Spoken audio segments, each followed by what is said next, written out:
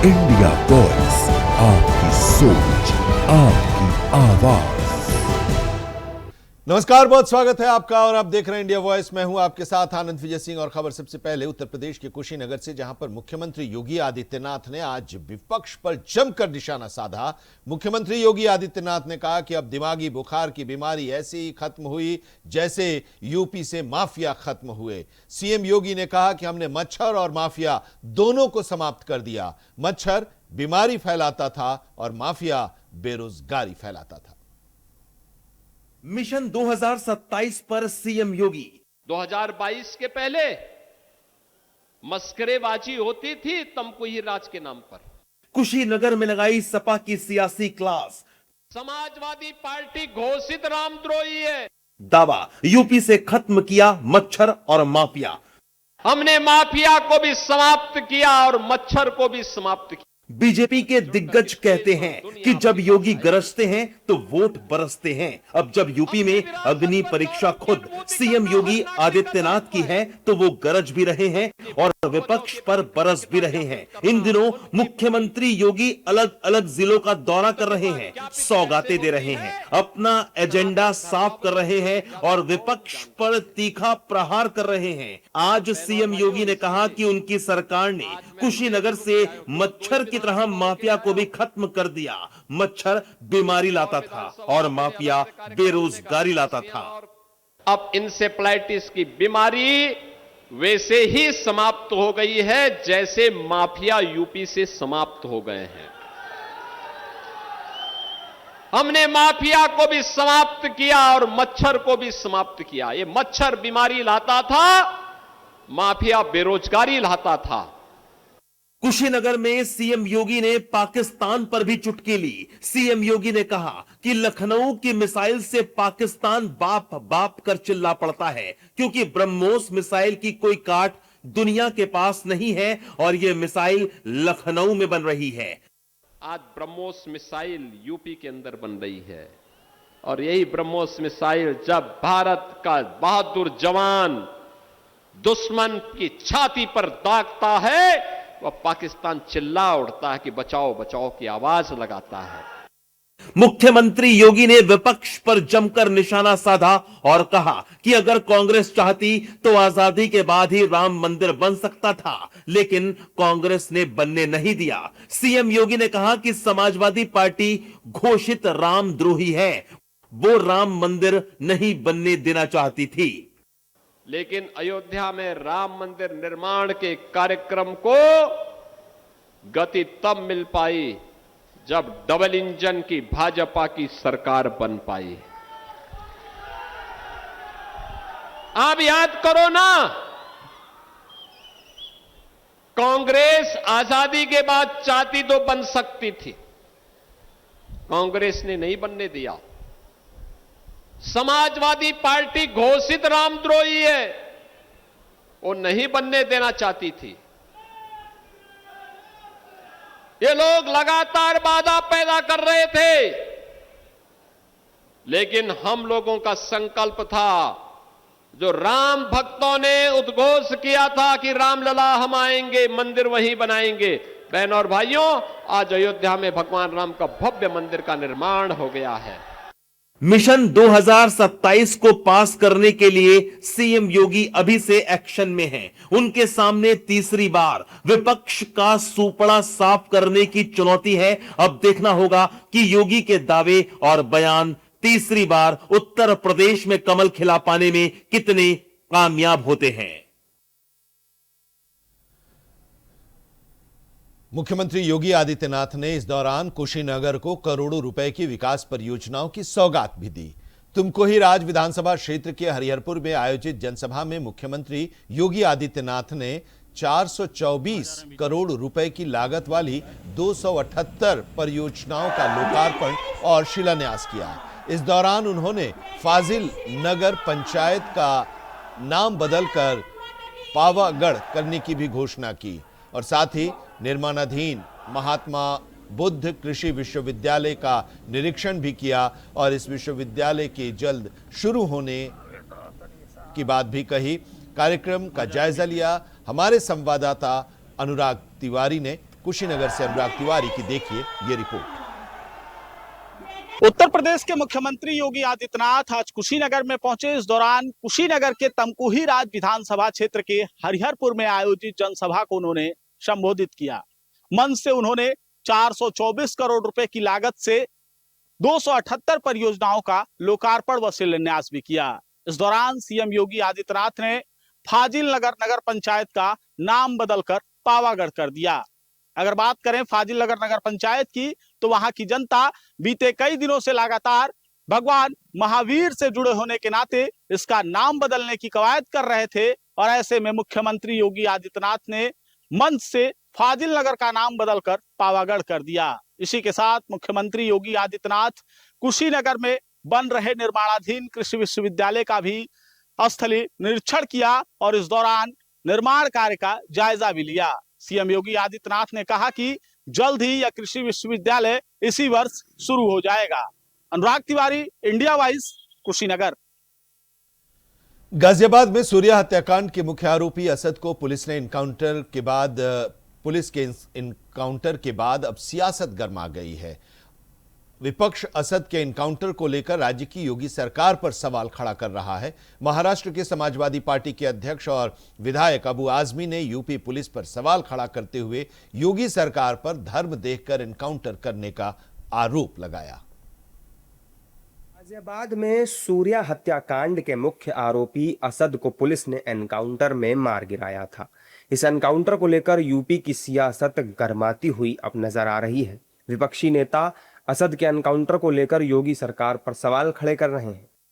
महाराष्ट्र में समाजवादी पार्टी के अध्यक्ष और विधायक अबू आजमी ने यूपी पुलिस की कार्रवाई पर सवाल उठाया।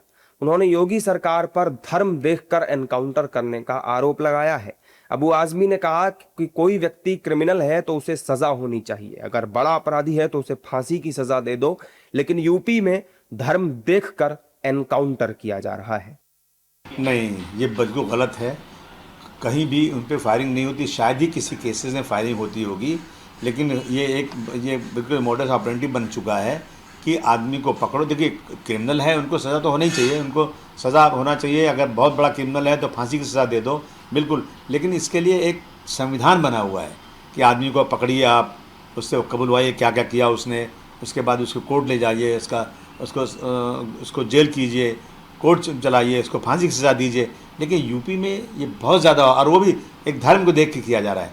अगर किसी मुसलमान को किसी ने मार दिया तो उसका एनकाउंटर जल्दी नहीं होता है, किसी यादव को मार दिया उसका एनकाउंटर जल्दी नहीं होता है, लेकिन किसी हिंदू को किसी और मुसलमान ने मार दिया या किसी यादव ने मार दिया तो उनका जल्दी इनकाउंटर होता है। ये कोई तरीका नहीं है। अबू आजमी के इस बयान ने यूपी की सियासत को एक बार फिर गरमा दिया है। असद का एनकाउंटर अब सियासी बयानबाजी का मुद्दा बन चुका है। जहां एक और विपक्ष असद के एनकाउंटर पर सवाल खड़े कर रहा है तो दूसरी तरफ सत्ता पक्ष के नेताओं ने इसका स्वागत किया है। सत्ता पक्ष के नेताओं का कहना है कि अपराधियों का एनकाउंटर नहीं होगा तो क्या उनका स्वागत किया जाएगा? अब मैं उनसे कहना चाहूँगा, आजमी साहब, आपके सामने कोई आके गोली चला रहा हो और आप उससे पूछोगे कि भैया तुम हिंदू हो या मुसलमान हो, और उसके बाद पुलिस गोली चलाएगी क्या? पुलिस को हथियार क्यों दिया गया है? आत्मरक्षा के लिए दिया गया है, समाज की रक्षा के लिए दिया गया है। और अगर कोई अपराधी बराबर से गोली वर्षा करता है तो पुलिस के पास में ऑप्शन क्या है? मैं समझता हूं उत्तर प्रदेश की पुलिस निष्पक्ष है और अपराधियों के मन में डर है, लेकिन आम नागरिक के लिए मैं समझता हूं कि एक अच्छा वातावरण पूरे उत्तर प्रदेश में बना है। नहीं, इनकाउंटर अगर धर्म देख के दिया जा रहा है तो विकास दुबे का ब्लड ग्रुप क्या था? अरे अपराधी और गुंडा किसी जात और धर्म का होता है। ऐसे ही लोग सियासत में लाभ देते हैं विरोधियों को। गुंडा, भ्रष्ट, अपराधी, तो ब्लड ग्रुप अलग अलग है, B+ सबका नहीं है, चाहे किसी धर्म का मानने वाला हो, किसी जात का हो। अरे भाई, अपराधी अपराधी होता है। पॉलिटिकली इनकाउंटर हो गए हैं, तब इनकाउंटर पॉलिटिक्स बंद करिए। बहुत गलत है। एक तरफ कहेंगे कि हम गंगा जमुनी तहजीब की बात करेंगे, दूसरे तरफ आप इस तरीके से त्योहार पर किसी को छुरा घोपेंगे, उस पर बयान नहीं देंगे। क्यों नहीं? मौलाना बयान देना चाहिए ना, आखिर उनको देना चाहिए था। और जैसे पुलिस मुठभेड़ में मारा गया तो आप उस पर राजनीति कर रहे हैं। यही तो है दोगला राजनीति, इसी को कहते हैं ना, दोहरा चरित्र। हालांकि विपक्षी दलों के नेता आजमी के बयान का समर्थन करते हुए नजर आए। विपक्ष का मानना है कि योगी सरकार एनकाउंटर के नाम पर विशेष धर्म को टारगेट कर रही है, जो ठीक नहीं है। देखिए, वैसे तो जो असामाजिक तत्व हैं, जो क्रिमिनल्स हैं, उनका कोई धर्म नहीं होता है, पहली बात तो यह है। लेकिन अगर सरकार इस तरह से अगर पिक एंड चूज करता है, भेदभाव करता है, तो ये उचित नहीं है। ये मेरा ख्याल है कि नहीं होना चाहिए। उत्तर प्रदेश में जो सरकार है ना, ठोको शासन है, ठोको शासन है वहां। अब डेमोक्रेसी वाली स्थिति नहीं रही। भारतीय जनता पार्टी जब से सत्तासीन इस देश के शासक के तौर पर ले ली है शपथ, तब से देखिए क्या हालत है कई राज्यों में। अब तो 25 राज्यों में भी भाजपा का सरकार है, हर जगह वही हाल है, वही ताल है, वही तांडव है, हर जगह वही रूप होते जा रहा है। बकरीद पर आरोपी असद ने सूर्या को अपने घर बुलाकर चाकू से गोदकर उसकी हत्या कर दी थी, जिसके बाद आरोपी असद पुलिस एनकाउंटर में ढेर हो गया। वहीं गाजियाबाद पुलिस ने असद के अवैध मकान को ध्वस्त करने के लिए 15 दिन का अल्टीमेटम दिया है, यानी जल्द ही बुलडोजर कार्रवाई की जाएगी। सूर्या हत्याकांड के मुख्य आरोपी असद के एनकाउंटर के बाद अबू आजमी का जो बयान आया, वो बयान अब सुर्खियों में है। उस पर प्रतिक्रियाएं भी आ रही हैं। दरअसल अबू आजमी ने राज्य की योगी सरकार पर धर्म देखकर एनकाउंटर करने का आरोप लगाया। अबू आजमी के बयान के बाद सियासी बयानबाजी तो शुरू ही हो गई। अब जगत गुरु रामभद्राचार्य ने भी इसका जवाब दिया है और विपक्ष के सभी आरोपों का जगत गुरु रामभद्राचार्य ने करारा जवाब दिया है। हत्याकांड के मुख्य आरोपी असद के एनकाउंटर के बाद अबू आजमी का बयान सुर्खियों में आ गया है। दरअसल अबू आजमी ने राज्य की योगी सरकार पर धर्म देखकर एनकाउंटर करने का आरोप लगाया। आजमी के बयान के बाद सियासी बयानबाजी भी बढ़ती चली गई और अब जगत गुरु रामभद्राचार्य ने विपक्ष के तमाम आरोपों का करारा जवाब दिया है। आध्यात्मिक गुरु जगत गुरु रामभद्राचार्य ने अबू आजमी समेत सभी विपक्षी नेताओं को करारा जवाब देते हुए कहा कि बकरीद के दिन एक निर्दोष मासूम लड़के की गला रेतकर हत्या करना क्या धर्म का मामला था? यदि ऐसे अपराधी को मुठभेड़ में मार गिराया गया तो इसमें असामान्य क्या है? नहीं, बिल्कुल नहीं। धर्म देखकर किया जा रहा है, अपराध को देखकर किया जा रहा है। अब तुम बताओ, बकरीद के समय एक निर्दोष लड़के की गला रेत कर हत्या कर देना, ये क्या था? क्या वो धर्म था क्या? ऐसे नीच का इनकाउंटर हुआ तो कौन बड़ी बात हो गई? खिसियानी बिल्ली खंभा नोचे, आजकल यही हाल है। आदित्यनाथ जब से आए यहाँ बहुत अच्छा हुआ, बहुत अच्छा हुआ। सूर्या हत्याकांड में असद मुख्य आरोपी था। असद ने बकरीद पर सूर्या को घर बुलाया और चाकू से गोदकर उसकी हत्या कर दी। घटना के बाद असद फरार हुआ और बाद में पुलिस एनकाउंटर में मारा गया। वहीं असद की मौत को लेकर अबू आजमी ने बयान दिया था कि अगर कोई अपराधी है तो उसे कोर्ट ले जाओ, फांसी दो, लेकिन एनकाउंटर ये ठीक नहीं है। नहीं, ये बिल्कुल गलत है।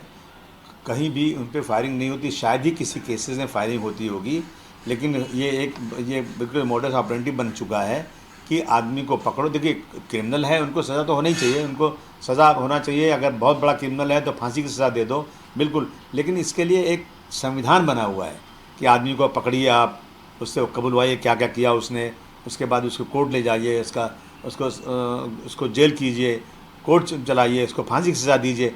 लेकिन यूपी में ये बहुत ज़्यादा, और वो भी एक धर्म को देख के किया जा रहा है। अगर किसी मुसलमान को किसी ने मार दिया तो उसका एनकाउंटर जल्दी नहीं होता है। किसी यादव को मार दिया, उसका एनकाउंटर जल्दी नहीं होता है। लेकिन किसी हिंदू को किसी और मुसलमान ने मार दिया या किसी यादव ने मार दिया तो उनका जल्दी एनकाउंटर होता है। ये कोई तरीका नहीं है। यूपी की योगी सरकार राज्य में अपराध के प्रति जीरो टॉलरेंस की नीति पर काम कर रही है।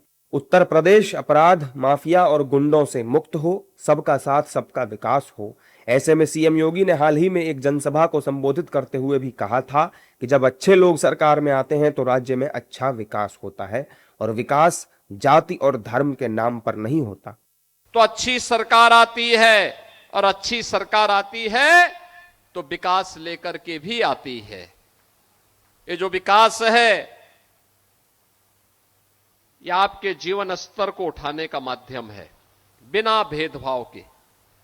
सड़क बनती है तो क्या वह जाति पूछ करके चलने देती है क्या? असद एनकाउंटर के बाद अब यूपी की सियासत में भारी उबाल है। विपक्ष लगातार योगी सरकार पर पीडीए का शोषण और एनकाउंटर करने का आरोप लगा रहा है। हालांकि सीएम योगी ने खुद ये साफ कर दिया है कि राज्य की बीजेपी सरकार धर्म या जाति के नाम पर विकास नहीं करती। ऐसे में असद का एनकाउंटर एक गंभीर चर्चा का विषय बन गया है और ये मामला अब थमने का नाम नहीं ले रहा। फिलहाल इस मामले पर यूपी की सियासत चरम पर है। बिहार विधान परिषद में नेता प्रतिपक्ष और पूर्व मुख्यमंत्री राबड़ी देवी को सर्कुलर रोड स्थित आवास नंबर 10 को खाली करने का नोटिस जारी हुआ है। इस नोटिस के बाद से ही बिहार की राजनीति गर्मा गई है। जहां लालू परिवार एकजुट हो गया है, वहीं बीजेपी और जेडीयू हमलावर है। देखिए ये रिपोर्ट। बिहार में इन दिनों राबड़ी देवी के सरकारी आवास को लेकर घमासान तेज हो गया है। बिहार सरकार की तरफ से 10 सर्कुलर रोड स्थित सरकारी आवास खाली करने का निर्देश मिलने के बाद राबड़ी देवी ने दो टुक कह दिया है कि वो इस आवास को खाली नहीं करेंगी। वो किसी भी दबाव में अपना आवास नहीं छोड़ेंगी। राबड़ी देवी के इस बयान के बाद राजनीतिक हलकों में बहस तेज हो गई है और सत्ता पक्ष और विपक्ष के बीच आरोप प्रत्यारोप का दौर जारी है। इसी बीच सम्राट सरकार में मंत्री लेशी सिंह ने नीतीश कुमार से मुलाकात की। कहा जा रहा है कि इस मुलाकात के दौरान राबड़ी देवी के मुद्दे पर भी बात हुई। मीडिया से बातचीत में मंत्री लेशी सिंह ने कहा कि नीतीश कुमार के शासनकाल में पूरी पारदर्शिता के साथ, न्याय के साथ सरकार में काम हुआ है। अभी भी वर्तमान में एनडीए सरकार में मुख्यमंत्री सम्राट चौधरी के नेतृत्व में पूरी नियम प्रक्रिया और प्रावधान के मुताबिक काम हो रहा है। वहीं बिहार सरकार में मंत्री जमा खान भी कह रहे हैं कि जो भी होगा कानून के मुताबिक होगा। सरकार जो है नियम कानून प्रक्रिया संविधान से चलता है। उन लोगों के लिए नियम कानून प्रक्रिया संविधान मायने नहीं रखता है, लेकिन हमारी सरकार पहले भी 21 वर्षों में हमारे नेता सर्वमान्य नेता आदरणीय नीतीश कुमार जी जब मुख्यमंत्री थे तो नियम कानून प्रक्रिया संविधान से राज्य में सरकार चली। अभी भी एनडीए की सरकार है और वर्तमान मुख्यमंत्री आदरणीय सम्राट चौधरी जी के नेतृत्व में भी नियम प्रक्रिया प्रावधान के अनुसार चल है। अगर कानूनी प्रक्रिया होगी, कानून में आता होगा तो निश्चित तौर कोई होगा खाली करना होगा। कानून प्रक्रिया में नहीं आता होगा कि नहीं रहना चाहिए तो उस पर कार्रवाई नहीं होगी। वहीं आरजेडी बिहार सरकार पर हमलावर है। एमएलसी डॉक्टर अजय कुमार सिंह का कहना है कि बिहार सरकार मुद्दों से ध्यान भटकाने की कोशिश कर रही है, इसीलिए राबड़ी देवी को आवास खाली करने का नोटिस मिला है। और मुझे तो ऐसा लगता है कि जो वास्तविक मुद्दे हैं जिससे बिहार परेशान है, बिहार के लोग हलकान हैं, उन मुद्दों से भटकाने की कोशिश की जा रही है कि बिहार के लोगों को ये आवास और आवास खाली कराने वाली मुद्दों में उलझा करके रख दे। और जो वास्तविक मुद्दे हैं, बिहार में अभी लॉ एंड ऑर्डर का प्रॉब्लम है, बिहार में खेती किसानी का प्रॉब्लम है, बिहार में बेरोजगारी का प्रॉब्लम है, बिहार में महिलाएं सुरक्षित नहीं हैं, बच्चियां सुरक्षित नहीं हैं, उसकी चिंता कोई नहीं कर रहा है। रोजगार कैसे मिलेगा उसकी चिंता कोई नहीं कर रहा है। बिहार में कल कारखाने कैसे लगेंगे उसकी कोई चिंता नहीं कर रहा है। तो हमें लगता है कि सरकार हर एक मोर्चे पर विफल हो गई है। अब आपको ग्राफिक्स के जरिए आसान भाषा में पूरा विवाद समझा देते हैं। दरअसल राबड़ी देवी को 10 सर्कुलर रोड स्थित सरकारी आवास खाली करने का नोटिस मिला। राबड़ी देवी को 39 होर्डिंग रोड पर स्थित सरकारी आवास आवंटित किया गया। राबड़ी देवी ने मौजूदा सरकारी आवास खाली करने से मना किया। राबड़ी देवी ने कहा कि फोर्स बुला लो, बंगला खाली नहीं करेंगे। राबड़ी देवी को 2005 में 10 सर्कुलर रोड स्थित सरकारी आवास अलॉट किया गया था और अब 20 साल बाद दूसरा आवास दिया जा रहा है। जहां बीजेपी का कहना है कि सरकारी नियम सभी लोगों पर समान रूप से लागू होने चाहिए, वहीं आरजेडी का कहना है कि अगर जरूरत पड़ी तो कानूनी लड़ाई लड़ी जाएगी। अब देखना होगा कि राबड़ी देवी आवास खाली करती हैं या नहीं। नीट यूजी पेपर लीक मामले को लेकर देश भर में विवाद गहराता जा रहा है। पटना में शिक्षक खान सर ने कहा कि यह मामला शिक्षा व्यवस्था और प्रशासन की गंभीर लापरवाही का परिणाम है और दोषियों को कड़ी से कड़ी सजा मिलनी चाहिए। इस बीच संसद की एक समिति की बैठक भी आयोजित की गई, जिसकी अध्यक्षता कांग्रेस के सांसद दिग्विजय सिंह ने की। बैठक में शिक्षा मंत्रालय, एनटीए और सीबीआई के अधिकारियों को तलब किया गया। परीक्षा में हुई कथित धांधली और पेपर लीक के मामलों पर विस्तृत सवाल जवाब किए गए। विपक्षी दलों ने भी सरकार से इस मामले में जवाबदेही तय करने और जिम्मेदार अधिकारियों के इस्तीफे की और उनके खिलाफ कार्रवाई की मांग की है। उनको फांसी तक पहुंचाइए, उसके नीचे कोई सजा नहीं होनी चाहिए। खान सर का ये बयान चर्चा में है, जेल नहीं सीधे फांसी। पटना में नीट मामले पर बोलते हुए खान सर ने ये बातें कही। उन्होंने इसे शिक्षा व्यवस्था और प्रशासन की लापरवाही करार दिया। खान सर ने कहा कि आरोपियों को जल्द से जल्द फांसी पर लटका देना चाहिए, वो इसी के हकदार हैं। तो आप लोग से एक विनती है कि जो पेपर लीक कर रहा है उनको फांसी तक पहुंचाइए, उसके नीचे कोई सजा नहीं होनी चाहिए। आप पूछिए, पेपर लीक से सबसे ज्यादा भुक्तभोगी यही हैं, तो सजा भी इन्हीं से पूछ के देना चाहिए।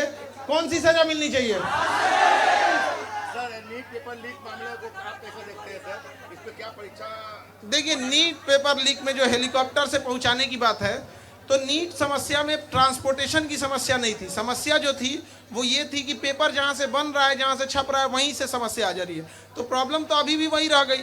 ट्रांसपोर्टेशन आप ट्रेन से करिए, रॉकेट से कीजिए, मिसाइल से कीजिए, वो मतलब नहीं है। जो पेपर बना रहा है या जो छप रहा है, वहां सबसे सख्ती बरतने की जरूरत है। खान सर तो खान सर, विपक्षी नेता भी लगातार सरकार पर हमलावर हैं। केंद्र सरकार की नीट के लिए संसदीय समिति की बैठक पर विपक्ष ने प्रतिक्रिया दी और कहा कि केंद्र सरकार को धर्मेंद्र प्रधान का इस्तीफा ले लेना चाहिए। एक बात है, हालत ये हो गई है कि धर्मेंद्र प्रधान जी के निकम्मेपन के कारण प्रधानमंत्री जी को नीट एग्जाम की जिम्मेदारी लेनी पड़ रही है। पार्लियामेंट्री बैठक में हम समझते हैं कि कुछ नतीजा नहीं निकलने वाला, क्योंकि अगर नतीजा निकालना होता तो प्रधानमंत्री जी धर्मेंद्र प्रधान जी का इस्तीफा लेते, एनटीए को बर्खास्त करते, एनटीए को कोई नया अध्यक्ष लाते और एनटीए में जो एक प्रकार से गलतफहमियां हैं या जो गलतियां एनटीए कर रही है उसको सुधारने का काम करते। लेकिन ये सब चीज न करके पार्लियामेंट्री की बैठक करके लीपापोती से ज्यादा हमें कुछ पार्लियामेंट्री बैठक में दिखाई नहीं दिया। देखिए, नीट का पेपर लीक हुआ है क्योंकि हजारों करोड़ का धंधा भाजपा ही कर रहे हैं उससे। जितने शिक्षा माफिया हैं वो सब बीजेपी से जुड़े हुए हैं, उन्होंने पैसा खा के पेपर लीक कराया। जबकि बीजेपी और एनडीए कह रही है कि जांच जारी है और जल्द ही आरोपियों पर सख्त कार्रवाई होगी। शिक्षा विभाग निरंतर अपने शैक्षिक सुधारों के लिए दिन प्रतिदिन प्रयत्न कर रहा है और इसका मूल कारण यह है कि पहले जब कांग्रेस की सरकारें या अन्य सरकारें होती थी तो उसमें कोई गड़बड़ घोटाला होता था तो उनके लिए सामान्य प्रक्रिया थी। लेकिन वर्तमान में चाहे वो नीट का प्रसंग हो या कहीं अन्य का जरा छोटी सी भी घटना घटती है तो न केवल दोषी लोग पकड़े जाते हैं बल्कि कोशिश ये होती है कि भविष्य में इस गलती की पुनरावृत्ति ना हो और उसके लिए शैक्षिक सुधारों का निरंतर सतत प्रयत्न होता है। देखिए, ये बेहद अहम और महत्वपूर्ण बैठक है। संसदीय स्थायी समिति की बैठक में जिन मुद्दों की चर्चा आपने की है, नीट, सीबीएसई और त्रिभाषा फार्मूला, ये देश के ज्वलंत मुद्दे हैं और इन मुद्दों पर पूरी पारदर्शिता के साथ आगे बढ़ने का रास्ता संसद की स्थायी समिति ढूंढेगी। ऐसे लोगों को ठिकाने पर लाने का प्रयत्न किया है और अनेक लोग जेल में भेज भी गए हैं। तो पेपर फुटे बिल्कुल नहीं होनी चाहिए। लोग को इससे ब्लैकमेल करने के लिए तो पढ़े लिखे लोग हैं, पढ़े लिखे लोग इसमें मतलब अनेक होते हैं। तो ये पार्लियामेंट्री कमेटी, इस पर पार्लियामेंट्री कमेटी ने गंभीरता से चर्चा करनी है। भारत सरकार उसके लिए बहुत बड़ी सीरियस है। धर्मेंद्र प्रधान जी ने भी मतलब परामर्श किया है कि दोबारा ऐसा ना हो, उसके लिए जरूर हम प्रयत्न करने वाले हैं। तो इसी तरह मतलब आज पार्लियामेंट्री कमेटी ने भी सरकार को सुझाव देने की आवश्यकता है, बाद में ऐसा ना हो, उसके लिए जरूर उनके सुझावों का विचार सरकार कर सकती है। दरअसल नीट और नेशनल टेस्टिंग एजेंसी की कार्यप्रणाली को लेकर संसद की स्थायी समिति की महत्वपूर्ण बैठक हुई, जिसकी अध्यक्षता कांग्रेस सांसद दिग्विजय सिंह ने की। इस बैठक में शिक्षा मंत्रालय, एनटीए और सीबीआई के अधिकारियों को तलब कर परीक्षा में धांधली और पेपर लीक के मामलों पर सवाल जवाब किए गए। एनटीए ने नीट यूजी 2026 की पुनर्परीक्षा 21 जून को फिर से आयोजित करने की घोषणा की है, क्योंकि 3 मई को आयोजित होने वाली परीक्षा पेपर लीक के कारण रद्द कर दी गई थी और फिलहाल सीबीआई इस मामले की जांच कर रही है। देश में लाखों स्ट्रीट वेंडर्स को सम्मानजनक जीवन और आर्थिक संबल देने वाली मोदी सरकार की महत्वाकांक्षी पीएम स्वनिधि स्कीम के 6 साल पूरे हो गए हैं। प्रधानमंत्री नरेंद्र मोदी ने 2020 में 1 जून को इस योजना की शुरुआत की थी। प्रधानमंत्री नरेंद्र मोदी ने पीएम स्वनिधि के 6 साल पूरे होने पर सोशल मीडिया पोस्ट के जरिए देशवासियों और योजना के लाभार्थियों को बधाई देते हुए कहा कि ये योजना लाखों रेहड़ी पटरी विक्रेताओं के जीवन में बड़ा बदलाव लेकर आई है। बिना किसी गारंटी के ऋण, वित्तीय समावेशन और व्यवसाय बढ़ाने के नए अवसर उपलब्ध कराकर इस योजना ने छोटे कारोबारियों को नई पहचान दी है। उन्होंने कहा कि ये योजना केवल आर्थिक सहायता नहीं, बल्कि भरोसे, गरिमा और सशक्तिकरण का प्रतीक है। उन्होंने सभी लाभार्थियों के परिश्रम और उद्यमशीलता की सराहना करते हुए कहा कि वे देश की अर्थव्यवस्था को मजबूती प्रदान कर रहे हैं। देश में लाखों स्ट्रीट वेंडर्स को सम्मानजनक जीवन और आर्थिक संबल देने वाली मोदी सरकार की पीएम स्वनिधि स्कीम के 6 साल पूरे हो गए हैं। प्रधानमंत्री मोदी ने 1 जून 2020 को इस योजना की शुरुआत की थी। सोमवार को प्रधानमंत्री नरेंद्र मोदी ने पीएम स्वनिधि के 6 वर्ष पूरे होने पर सोशल मीडिया पोस्ट के जरिए देशवासियों और योजना के लाभार्थियों को बधाई दी। उन्होंने कहा, ये योजना लाखों रेहड़ी पटरी विक्रेताओं के जीवन में बड़ा बदलाव लेकर आई है। बिना किसी गारंटी के ऋण, वित्तीय समावेशन और व्यवसाय बढ़ाने के नए अवसर उपलब्ध कराकर इस योजना ने छोटे कारोबारियों को नई पहचान दी है। उन्होंने कहा कि ये योजना केवल आर्थिक सहायता नहीं, बल्कि भरोसे, गरिमा और सशक्तिकरण का प्रतीक है। उन्होंने सभी लाभार्थियों के परिश्रम और उद्यमशीलता की सराहना करते हुए कहा कि वे देश की अर्थव्यवस्था को मजबूती प्रदान कर रहे हैं। जाहिर है कि बीते 6 वर्षों के दौरान पीएम स्वनिधि स्कीम के तहत अब तक 75,50,000 से अधिक लाभार्थियों को 1,12,00,000 से ज्यादा ऋण वितरित किए जा चुके हैं। इन ऋणों का कुल मूल्य 17,800 करोड़ रुपए से अधिक है। इसके अलावा इस दौरान 55 लाख से ज्यादा लाभार्थियों को डिजिटल प्लेटफॉर्म से जोड़ा गया है। इन लाभार्थियों ने मिलकर 841 करोड़ से अधिक डिजिटल लेन देन किए हैं, जिनका कुल मूल्य लगभग 8,96,000 करोड़ रुपए है। इतना ही नहीं, डिजिटल पेमेंट को बढ़ावा देने के लिए लाभार्थियों को करीब 800 करोड़ रुपए का कैशबैक और ब्याज सब्सिडी भी दी गई है। इस योजना के तहत स्ट्रीट वेंडर्स को बिना गारंटी के कार्यशील पूंजी ऋण उपलब्ध कराया जाता है। लाभार्थियों को चरणबद्ध तरीके से 15,000, 25,000 और 50,000 रुपए तक का लोन दिया जाता है। समय पर कर्ज चुकाने वालों को ब्याज सब्सिडी और क्रेडिट गारंटी का लाभ भी मिलता है। इसके अलावा दूसरी ऋण किस्त सफलतापूर्वक चुकाने वाले रेहड़ी पटरी विक्रेताओं को 30,000 रुपए तक की लिमिट वाला यूपीआई से जुड़ा रुपए क्रेडिट कार्ड भी दिया जाता है। केंद्र सरकार ने पीएम स्वनिधि योजना की सफलता को देखते हुए इसे मार्च 2030 तक बढ़ा दिया है। आंकड़ों से साफ है कि प्रधानमंत्री स्वनिधि योजना देश की अनौपचारिक शहरी अर्थव्यवस्था में काम करने वाले लाखों स्ट्रीट वेंडर्स के लिए एक महत्वपूर्ण पहल बनकर सामने आई है। इस योजना का उद्देश्य रेहड़ी पटरी विक्रेताओं को साहूकारों पर निर्भरता से मुक्त कर उन्हें संस्थागत वित्तीय सहायता उपलब्ध कराना था और ये इसमें सफल साबित हुई है। कोरोना के दौरान जो डेली कमाने वाले जो रेहड़ी वाले हैं, उनको एक कहते हैं ना डूबते को तिनके का सहारा, वो सहारा हमें पीएम स्वनिधि ने दिया। जिसके तहत हमें लोन दिया गया, जो बिल्कुल हम धरती पे लग चुके थे, जो हमें अपने खाने के लिए पैसे नहीं थे, हमने अपने रोज़गार के लिए कोई पैसा नहीं रह चुका था, जो हम डेली कमाते हैं डेली लगाते हैं, उसे हमें बहुत सारा मिला। हमने 10,000 का लोन लिया, उससे हमने अपने जो हमारा काम रुक चुका था उस काम को हमने दोबारा शुरू किया।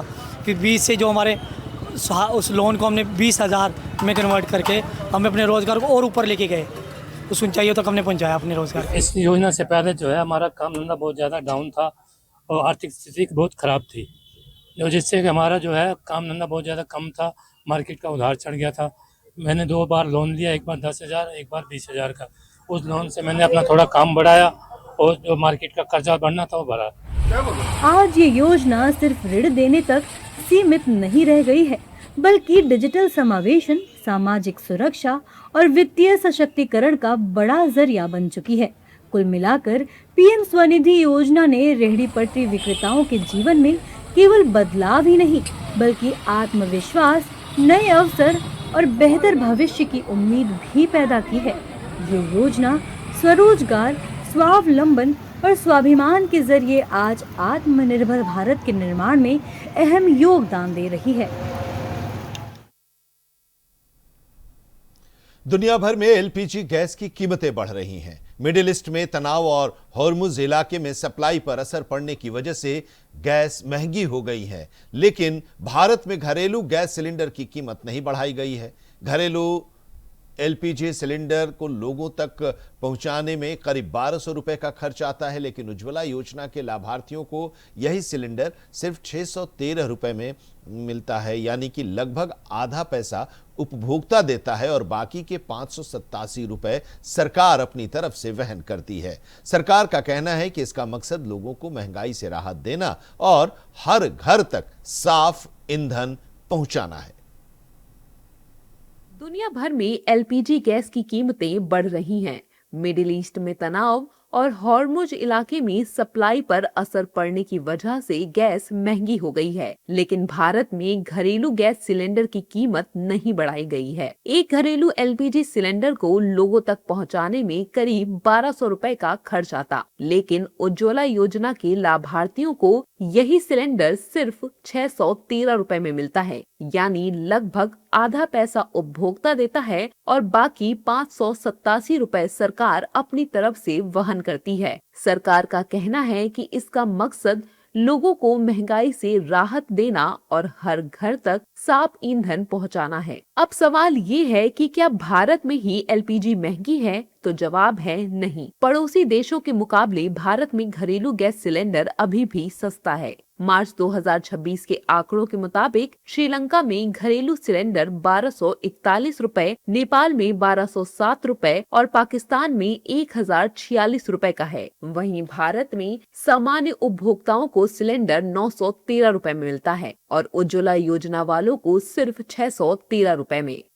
यानी भारत में गैस सिलेंडर पड़ोसी देशों के मुकाबले ज्यादा किफायती है। हालांकि लोगों को सस्ती गैस देने की इस व्यवस्था का बड़ा खर्च सरकार और तेल कंपनियों को उठाना पड़ता है। वित्त वर्ष 2024-25 में घरेलू एलपीजी पर तेल कंपनियों को करीब 41,338 करोड़ रुपए का नुकसान हुआ। वहीं हॉर्मुज संकट के बाद 2025-26 में ये आंकड़ा 60,000 करोड़ रुपए तक पहुंच सकता है। इसी बोझ को कम करने के लिए सरकार ने तेल कंपनियों को 30,000 करोड़ रुपए की मदद देने का फैसला किया है। दरअसल कमर्शियल गैस सिलेंडर की कीमत हर महीने अंतर्राष्ट्रीय बाजार के हिसाब से बदलती रहती है, इसलिए उसमें बढ़ोतरी या कमी तुरंत दिखाई देती है। लेकिन घरेलू एलपीजी सिलेंडर के मामले में सरकार और तेल कंपनियां बढ़ी हुई लागत का बड़ा हिस्सा खुद उठाती हैं। इसी वजह से अंतर्राष्ट्रीय बाजार में गैस महंगी होने के बावजूद आम लोगों को घरेलू सिलेंडर अपेक्षाकृत सस्ती और स्थिर कीमत में मिलता रहता है। यानी दुनिया में गैस महंगी हो रही है, लेकिन सरकार की सब्सिडी और सहायता की वजह से देश के करोड़ों परिवारों पर इसका पूरा बोझ नहीं पड़ रहा है।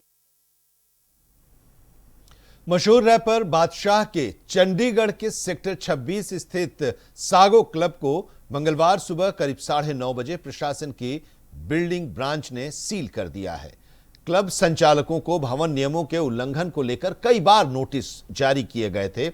उन्हें निर्धारित समय के अंदर कमियां दूर करने और नियमों का पालन करने का निर्देश भी दिया गया था, लेकिन ऐसा नहीं किया गया। इसके बाद बिल्डिंग ब्रांच की टीम मौके पर पहुंची, क्लब को सील कर दिया गया। प्रशासन के मुताबिक क्लब में भवन संबंधी नियमों और स्वीकृत नक्शे से जुड़े कुछ उल्लंघनों को लेकर लंबे समय से मामला चल रहा था। बार बार नोटिस भेजे जाने के बावजूद संतोषजनक जवाब और अनुपालन नहीं मिलने पर आखिरकार क्लब को सील करने का फैसला लिया गया। यह वही क्लब है जो इससे पहले भी एक बड़े विवाद का कारण बना था और उसकी वजह से चर्चा में आ चुका है। क्लब के बाहर हुए धमाकों की जिम्मेदारी सोशल मीडिया के जरिए गैंगस्टर गोल्डी बराड़ और रोहित गोदारा की ओर से लिए जाने की बात भी सामने आई थी। बिल्डिंग में ताला लगाकर उसे सीज किया जा रहा है। ये जगह है मशहूर सिंगर रैपर बादशाह की। दरअसल चंडीगढ़ के सेक्टर 26 स्थित मशहूर रैपर बादशाह के सागो क्लब को मंगलवार सुबह करीब 9:30 बजे प्रशासन की बिल्डिंग ब्रांच ने सील कर दिया है। क्लब संचालकों को भवन नियमों के उल्लंघन को लेकर कई बार नोटिस जारी किए गए थे।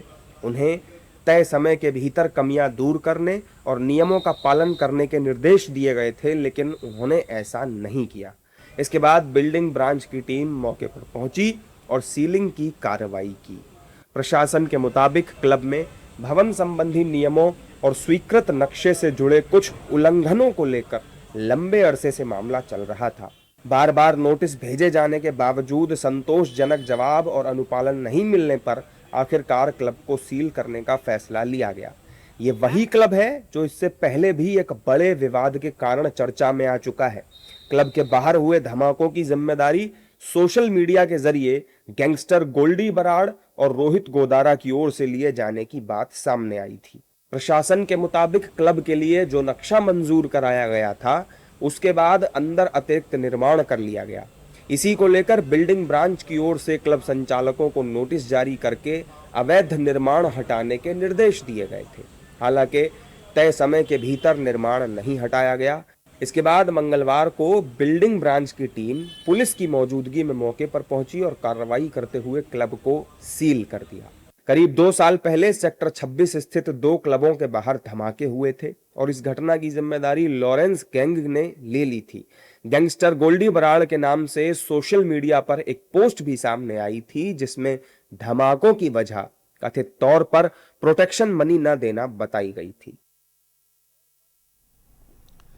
सेंट्रल नोएडा पुलिस को बड़ी सफलता मिली है, जहां सर्विलांस सेल ने 2020 से 2026 के मई महीने के बीच गुम हुए 121 मोबाइल फोन बरामद किए हैं, जिनकी कीमत करीब 37 लाख रुपए बताई जा रही है। वहीं बरामद सभी मोबाइल उनके असली मालिकों को सौंप दिए गए हैं, जिससे उनके चेहरे पर खुशी झलक उठी और लोगों ने पुलिस टीम के प्रति आभार भी व्यक्त किया। इस वक्त हमारे साथ खास बातचीत करने के लिए एडिशनल डीसीबीएस सेंट्रल सर, जिस तरीके से 121 मोबाइल बरामद किए हैं, किस तरीके से मोबाइलें बरामद किए गए आपकी तरफ से? देखिए, पुलिस आयुक्त गौतम बुद्ध नगर महोदया के निर्देशन में कुल 121 मोबाइलों की बरामदगी यहाँ पे सुनिश्चित की गई है, जिनकी बाजारू कीमत अनुमानित लगभग 35 लाख रुपए आकी गई है। इसमें जो सबसे पुराना मोबाइल हमारा बरामद हुआ है वो 2020 का है, जो अब जाके वो इस्तेमाल होने की स्थिति में आया था, जो पहले से ऑलरेडी हमने ट्रैकर पे लगाया हुआ था, और इसको हमने इस पूरे 121 मोबाइलों में उस मोबाइल को भी रिकवर किया है। और ये विभिन्न तरीके के मोबाइल हैं जिनकी गुमशुदगी हमारे थानों में दर्ज थी। जैसे मजदूर हैं, कहीं मजदूरी करके उन्होंने अपना मोबाइल भूल गए और अपने घर चले गए, वो किसी और प्रदेश के रहने वाले थे, तो जाते जाते यहाँ पे गुमशुदगी दर्ज करा गए। बाजार, जब भीड़ भाड़ वाले स्थानों पे बाजारों में लोग जाते हैं, कई बार ध्यान न देते समय उनके मोबाइल जेब से मोबाइल गिर जाते हैं, तो वो आते हैं और गुमशुदगी दर्ज करा के जाते हैं। तो इसको हमने CIR पोर्टल के माध्यम से और हमारी सर्विलांस टीम के माध्यम से हमने इन मोबाइलों को ट्रैक किया और आज उनके मूल मालिकों को सुपुर्द किया। सर, कितनी कीमत हो सकती है मोबाइलों को? जैसा कि मैंने बताया कि इसकी अनुमानित कीमत लगभग इस समय 35 लाख रुपए के लगभग आकी गई है। ये थे हमारे साथ में एडिशनल DCP जो हैं, उन्होंने साफ कहा है कि इनकी जो कीमत है 35 लाख तक की कीमत बताई गई है। कैमरामैन तुषार के साथ मैं नितिन चौधरी, इंडिया वॉइस। संबल नगर क्षेत्र में बढ़ते अतिक्रमण के खिलाफ प्रशासन ने व्यापक अभियान शुरू किया है। सिटी मजिस्ट्रेट सुधीर कुमार और CO कुलदीप कुमार के नेतृत्व में डाकघर के टन चौराहा तक, डाकघर से टंटन चौराहा तक सड़क और नालियों पर किए गए अतिक्रमण को हटाया गया। अधिकारियों ने दुकानदारों को चेतावनी दी कि दोबारा अतिक्रमण करने पर जुर्माना, सामान जब्त करने और कानूनी कार्रवाई की जाएगी। प्रशासन का कहना है कि नगर की प्रमुख सड़कों को अतिक्रमण मुक्त बनाने के लिए अभियान लगातार जारी रहेगा और स्थायी अतिक्रमण के मामलों में जेसीबी की मदद से अवैध निर्माण भी हटाए जाएंगे।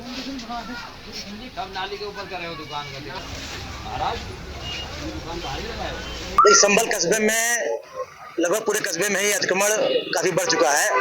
तो 5-6 सड़कें चिन्हित की गई हैं, जिसमें एक सड़क अभी एक हफ्ता 10 दिन पहले अतिक्रमण हटाया गया था, यशोदा चौराहे से लेके कोतवाली तक।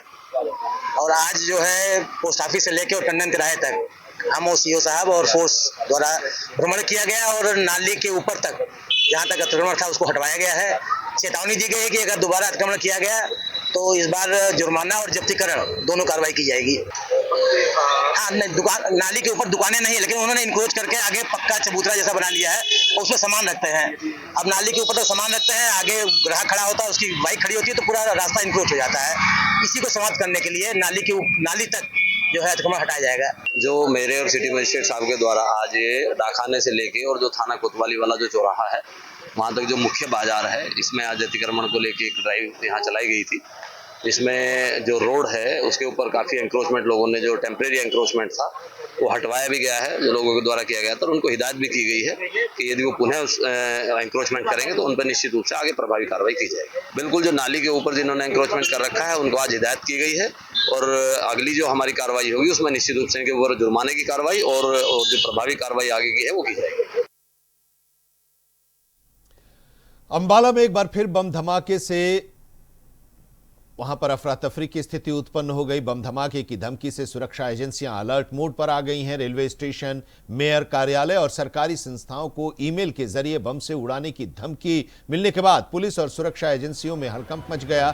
सूचना मिलते ही जीआरपी और आरपीएफ की संयुक्त टीम ने अंबाला छावनी रेलवे स्टेशन पर व्यापक तलाशी अभियान चलाया। हालांकि राहत की बात यह रही कि जांच के दौरान कोई भी संदिग्ध वस्तु बरामद नहीं हुई।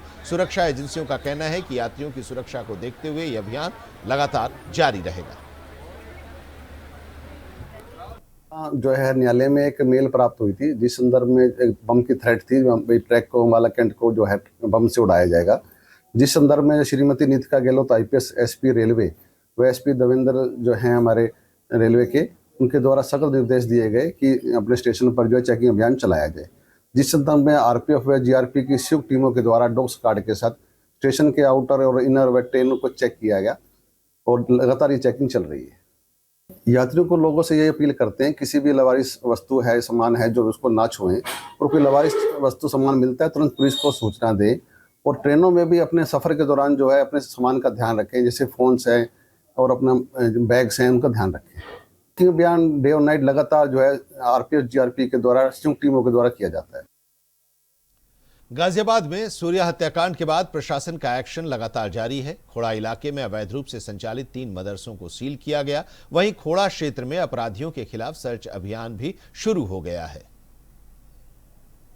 मदरसा मोहल्ला बीरबल चौकी बीरबल क्षेत्र खोड़ा वक्त निरीक्षक गाजियाबाद द्वारा अपनी आख्या दिनांक 1 जून 2026 के द्वारा अवगत कराया गया। लोकप्रिय बिहार मौसा चौकी क्षेत्र खोड़ा गांव।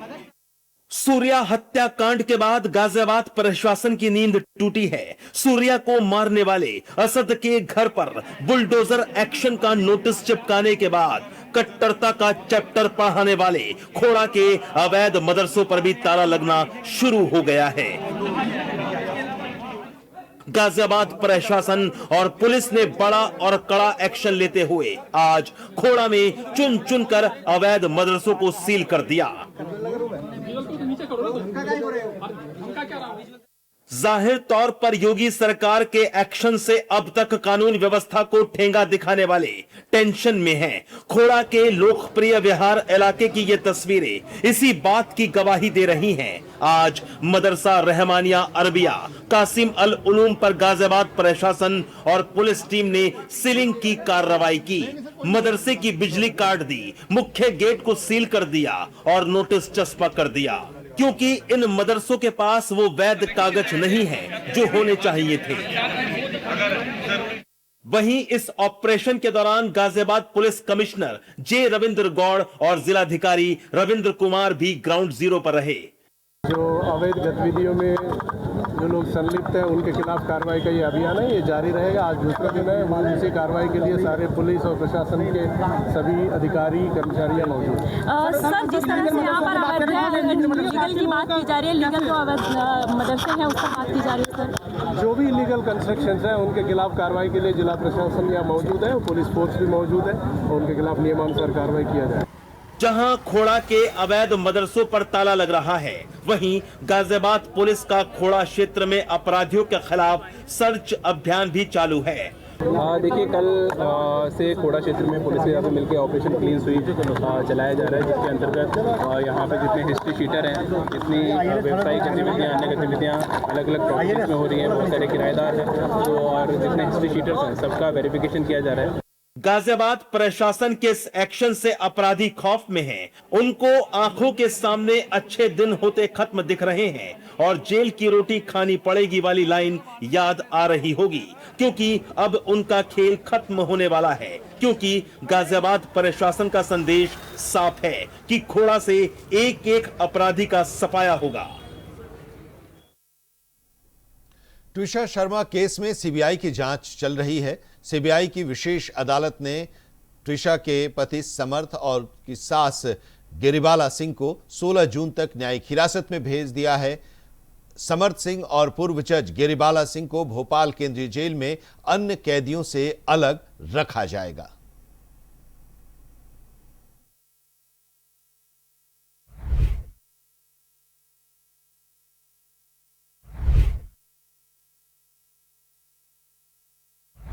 ट्विशा शर्मा केस में आरोपी सास गिरिबाला और पति समर्थ को कोर्ट से बड़ा झटका लगा है।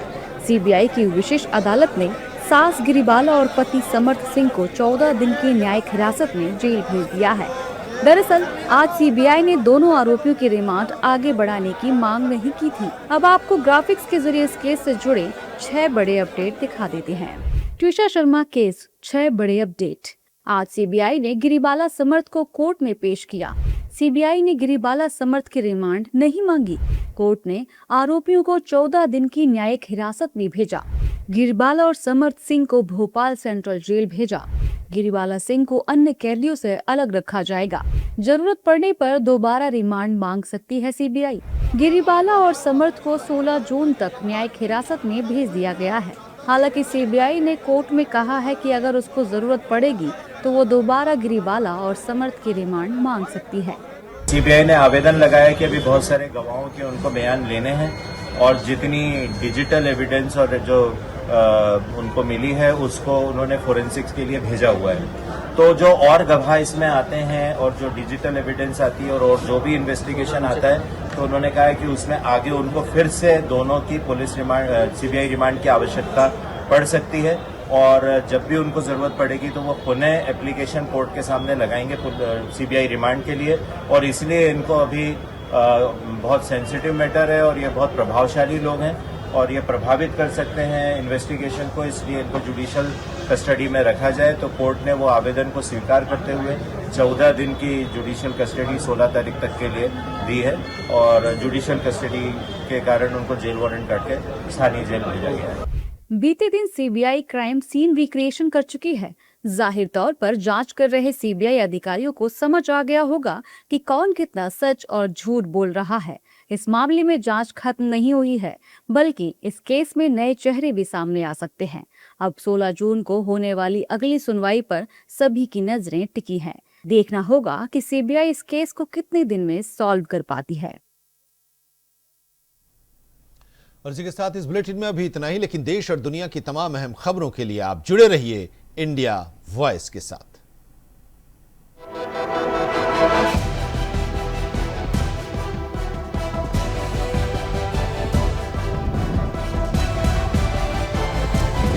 इंडिया वॉइस, आपकी सोच, आपकी आवाज।